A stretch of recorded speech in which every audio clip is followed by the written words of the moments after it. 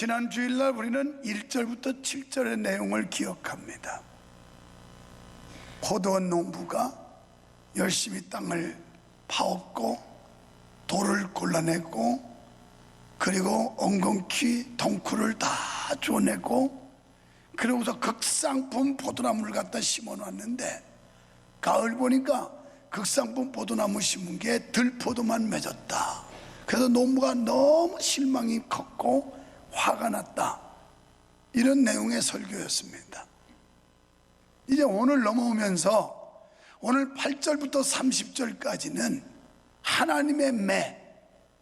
그래서 너희가 이런 잘못을 하고 이렇게 잘못하고 1장부터 계속 지적을 해오다가 계속 이렇게 말 안 들으면 매 맞는다. 그 매가 어떤 매인지에 대해서 본문에서 소개하고 있습니다. 부모가 사랑하는 자식에게 경고합니다. 너 똑바로 해라. 너 계속 말 안 들으면 혼난다. 그래도 말 안 들으면 매 맞아. 너 매 맞을 줄 알아? 그래도 무시할 때 결국 매를 대게 됩니다. 하나님도 계속해서 이게 죄야. 너희들 이게 잘못하고 있는 거야. 이거 고치란 말이야. 그렇지 않으면 혼날 줄 알아. 그랬는데도 이스라엘 백성들은 말 듣지 않았습니다.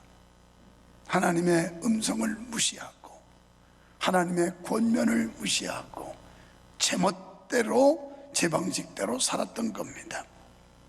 그런데 오늘 본문 25절에 보면 과거 시제로 쓰고 있다는 거예요. 지금 이사야가 예언한 건 이스라엘 백성들에게 이런 상황이 올 것을 말했는데 어떻게 현재 미래 시제로 쓰는 게 아니라 과거 시제로 썼을까 하는 문제입니다. 이는 실제로 이사야 예언이 성취된 확실성을 가지고 기록한 겁니다. 그러니까 하나님께서 하시는 말씀은 분명하고 확실하게 이루어진다는 뜻에서 미래 시제를 쓰지 않고 과거 시제를 쓴 겁니다. 역사적으로도 실제 이들은 하나님의 심판을 받게 되고 하나님의 징계로 초토화되며 온 나라가 폐허가 되고 얼마나 비참하고 비극스러운 상황이 생겼는지를 알 수가 있는데, 그것은 아수르와 바벨론이라고 하는 나라를 통해서 결국 이스라엘이 황폐화되었던 역사적 사실이 있습니다.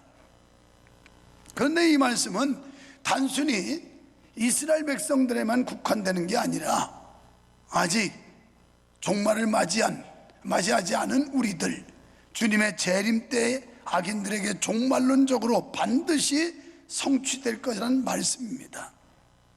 본문은 심판받을 악인들의 6가지 유형에 대해 말씀합니다. 특히 우리가 주목할 것은 화 있을진저라는 단어입니다. 화 있을진저. 이런 사람은 화가 있다. 이런 사람은 하나님의 심판이 있다. 화 있을진저, 화 있을진저 반복해서 연거푸 말씀을 합니다. 그렇다면 심판받을 자와 죄는 무엇일까요? 먼저 8절로 17절에서 탐욕자에게 미칠 죄입니다.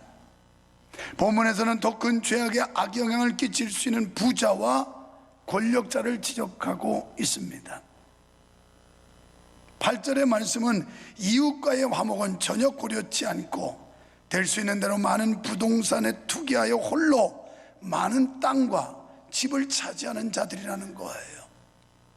그래서 이들은 이 가옥에 가옥을 연하며, 그러니까 더 많은 집들을 붙여서 사치했고 또 전토에 전토를 더했다 하는 겁니다.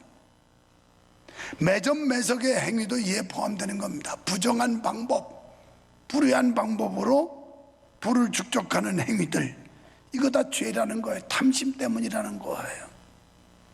이런 자들은 공동체보다 자기의 배만을 위하는 사람으로 그날의 하나님의 심판을 면할 수 없다는 말씀입니다.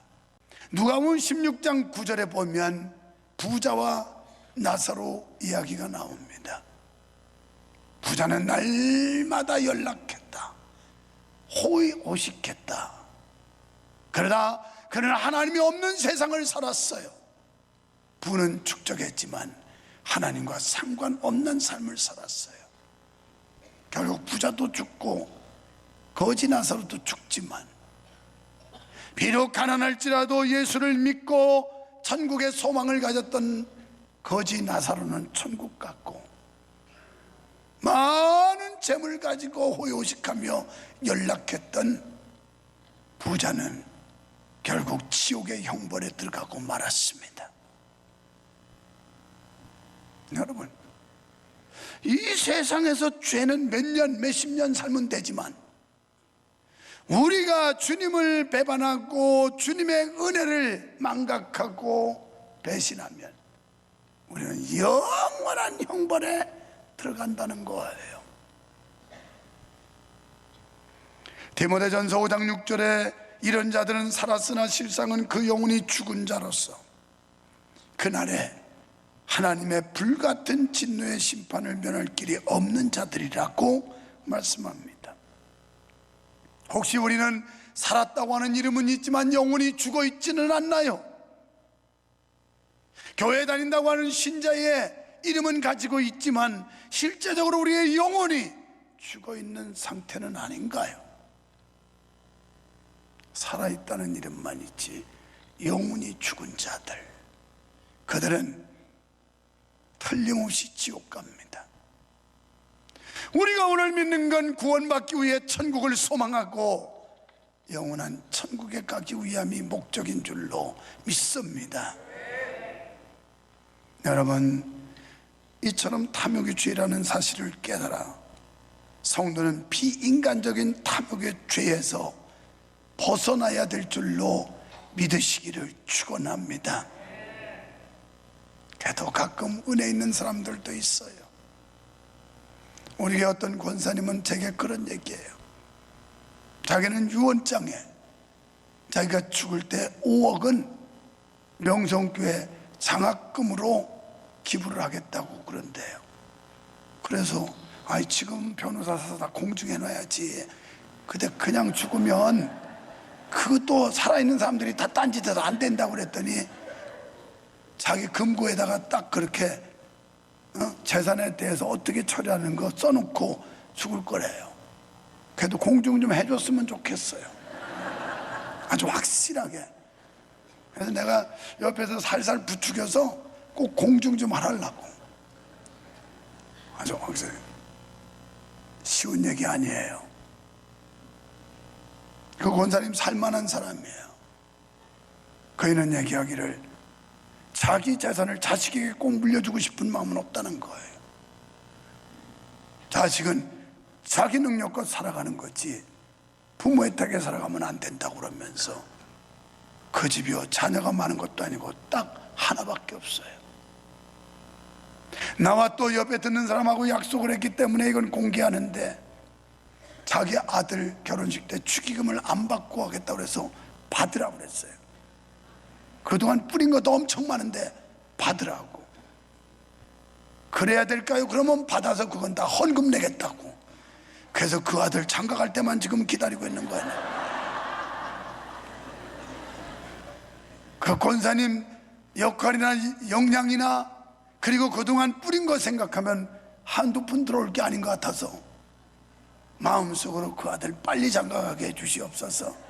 그래야 부줬더니 교회로 헌금으로 들어옵니다. 여러분, 쉬운 거 아니에요. 있는 사람이 더 지독하고 인색해요. 가난한 사람이 오히려 하나님 앞에 기꺼이 믿음으로 행동하지, 부자들이요 더 안 내요. 더 안 내요. 더 안 내요. 우리 교회 성도들 빼놓고 말이에요. 뭘 망설여요. 비전 선포했으면 빨리빨리 하는 거지. 돈이 없는 것도 아니고 돈 많은 거 다 아는데. 그 마음이 아름답지 않아요? 하고 안 하고는 둘째치고 공개적으로 자기가 그렇게 하겠다고 이렇게 입으로 시인하는 게 참 아름답지 않아요? 여러분, 보통 정신이 아니라고 난 생각해요. 5천만 원도 아니고 5억을 그렇게 드리겠다. 또 죽이면 내가 아무리 뭐 안 들어와도 수천만 원 들어올 텐데 그걸 그냥 몽땅 다 헌금으로 드리겠다, 안 받으려고 그랬었는데, 그래서 그렇게 하면 어떨까요 그러더라고. 거기 접수대에다가 여기 주시는 축의금은 몽땅 명성께다 헌금으로 드립니다 이렇게 써는, 하면서 그게 한번 득실을 따져봐야지, 그거 써가지고 조의금 낼 사람이 또 안 내면 안 되니까 이걸 어떻게 해야 될까. 하여튼 많이 나오는 쪽으로 하자 그랬어요. 많이 나오는 쪽으로. 확실한 건 일단 교회로 내기로 했다는 거, 얼마가 들어오든. 여러분, 그럴 용기 있으세요? 남의 얘기니까 그럴 수 있나 보지, 그럴 수 있겠지. 여러분 자신 그럴 수 있을 것 같으세요? 우리가 탐욕을 버리지 않는 한 우리는 주님을 기쁘시게 할 수도 없고, 탐욕이 있는 한 하나님의 말씀에 순종할 수도 없는 겁니다. 이게 죄라는 거예요. 두 번째는 18절로 23절에서 죄인의 종말이 있다는 겁니다. 죄인의 종말은 공함이에요. 들뜬 마음에 빠집니다. 이사야 선지자는 죄인들의 죄 짓는 모습을 짐승이 힘을 다하여 수레줄에 의지하여 무거운 짐을 끄는 것에 비유하고 있어요. 여기서 끈과 수레줄은 거짓을 의미하고 죄악은 멍에를 비유합니다. 그러니까 죄악으로 관영한 세상에서 온 백성들은 하나님의 심판과 정의가 선포되는 가운데도 온갖 잡다한 사상으로 물들어 있는 상태를 말씀하는 거예요. 공허하고 들뜬 마음을 가리킵니다. 이렇게 되니까 진리를 분별하는 능력을 상실하게 됩니다. 선과 악을 구별치 못합니다. 21절에 스스로라는 단어가 두 번씩 나오죠. 이는 하나님보다는 자기의 생각이나 마음을 믿는 이성주의자들을 말하는 거예요. 우리가 하나님을 믿어야 되고 하나님의 말씀을 따라야 되는데 자기의 생각이나 마음을 앞세우고 거기에 따라가는 이성주의자들, 이런 자들에게 하나님은 진노하신다는 겁니다. 이런 자들은 하나님이 필요 없다고 주장하는 자고하는 자들이에요. 그리고 인생의 길을 자기 스스로 잡고 있다고 하는 교만한 자들이에요. 우리 인생의 키 우리가 잡은 거 아니에요. 여러분, 우리가 신실한 사람으로 살아야 할 줄 믿습니다. 그래야 이 사회의 불법과 부정을 막을 수 있는 거예요. 우리가 도덕적으로 타락하면 온갖 우상숭배와 행음과 술수를 저지르게 돼요. 글쎄, 오늘 이런 설교가 또 얼마나 나갈지 모르는데 코타키 나갔더니 나 그 선교사님 처음 봤는데, 목사님 설교 듣고 은혜 많이 받고 있습니다 이러더라니까. 나 참, 이야, 세상이 참 좁긴 좁구나. 교단도 틀리고 그러는데 어떻게 듣는지 나 그걸 못 물어봐서 어디서 듣느냐고 좀 할걸. 초면이었어요. 근데 목사님 설교 사회가 종종 들으면서 은혜를 많이 받고 있대. 그렇게 목사님들도 은혜를 받는데 왜 안 받는 거야 도대체? 여러분, 뭐가 이렇게 똑똑하고 잘나서 은혜를 안 받는 거야 이거? 은혜 받으시기 바랍니다. 은혜 받아요. 은혜 받아야 살아요. 은혜 받아야. 여러분, 아편이 인간의 정신을 마비시키듯이 악한 생각이 판단을 흐려놓지 않도록 우리가 깨어서 기도해야 될 줄 믿습니다. 세 번째, 오늘은 설교가 좀 기네, 그죠? 그런데 뭐 그런 날도 있지. 여호와의 진노를 받는다고 24절로 30절에 말씀했어요. 이사야는 25절에서 그러므로, 그러니까 앞에 쭉 말씀을 하고 그러므로 이 단어로 바뀝니다. 이는 장차 유다가 받을 고통이 우연이 아니라는 거예요. 이것은 하나님의 뜻이 있고 하나님이 내리시는 명백한 표징이요 하나님의 진노라는 말씀입니다. 이 도구로 나중에 누굴 쓰냐면 아수르와 바벨론을 써요. 그래서 이스라엘이 황폐화돼요. 그날은 슬픈 비극의 날임에 틀림이 없습니다. 아수르와 바벨론의 침략으로 재산을 다 빼앗겼고 땅과 집들이 불타고 말았어요. 구원의 희망이 전혀 없는 날이 온다는 겁니다. 심판의 날에 사람들이 하늘을 쳐다봐도 거기 빛이 없다는 거예요. 왜? 하나님께서 얼굴을 가려버렸기 때문에. 이 말씀은 회개할 기회가 놓쳤다는 거예요. 지금이 바로 회개할 때예요. 지금이, 여기가 회개할 때예요. 이미 이 시간이 지나버리면 회개해도 소용없고 하고 싶어도 못한다는 거예요. 하나님의 얼굴을 가려버렸기 때문에 안 듣는다는 거예요. 이런 날이 오기 전에 회개하고 바른 삶을 살아야 할 줄 믿습니다. 그래서 24절로 25절에서 유다가 매를 맞는 이유를 설명하고 있어요. 주의 백성들이 율법을 버렸기 때문이다. 오늘 말로 말하면 하나님의 말씀을 무시하고 하나님의 말씀을 거역하고 하나님의 말씀을 불순종해서 그래서 매를 맞았다는 겁니다. 여러분, 사명을 위해 특별히 선택하는 나라나 백성은 있지만 죄에 대한 면책특권은 누구에도 없다는 거예요. 그걸 여기서 말씀하는 거예요. 여러분, 죄를 지으면 누구에게도 면책특권이 없다는 거예요. 택함받은 백성이라도 죄를 범하면 형벌을 받게 된다는 말씀입니다. 주의 말씀은 성도를 온전케 하시는 능력이시기에 말씀을 멸시하는 사람은 매를 맞게 되어 있다는 거예요. 그래서 우리가 하나님의 말씀을 무시하고 말씀을 멸시하면 매 맞는다는 거예요. 매 맞아. 말 잘 들으라는 거예요. 한마디로 말하면 하나님 말 안 들으면 매 맞는다. 그러니 하나님 말 잘 들어라. 한마디로 하면 그거예요. 말 잘 들으면 칭찬받고 말 안 들으면 매 맞는다. 이게 무슨 소리겠어요? 말이 어떤 거예요? 하나님 말씀이죠. 하나님 말씀, 하나님 말 잘 듣는 건 성경 말씀대로 산다는 거예요. 말 안 듣는다는 건 성경을 거역하고 불순종하며 제멋대로 자기 방식, 자기 생각으로 산다는 거죠. 그건 매 때리겠다는 거예요. 우리가 착각하면 안 됩니다. 하나님은 회개하지 않는데 덮어놓고 용서하는 하나님으로 알면 안 돼요. 그런 하나님이 아니에요. 때문에 성도는 어떤 환경에 있든지 주의 말씀을 쫓아 모든 일을 행해야 하는 줄 믿으시면 아멘 합시다. 사람의 생각과 사람의 가르침을 따르는 사람은 절대 하나님을 기쁘시게 할 수가 없습니다. 사랑하는 성도 여러분, 이제 우리는 유다의 역사를 통해 성경의 교훈을 배워야 합니다. 하나님의 심판은 끝난 것이 아니라 더 큰 종말의 심판이 남아있기 때문에 그렇습니다. 본문의 말씀은 오늘 우리에게 경고의 예표라는 사실을 깨달아야 합니다. 이 시간 우리 각자 자신을 곰곰이 돌아봅시다.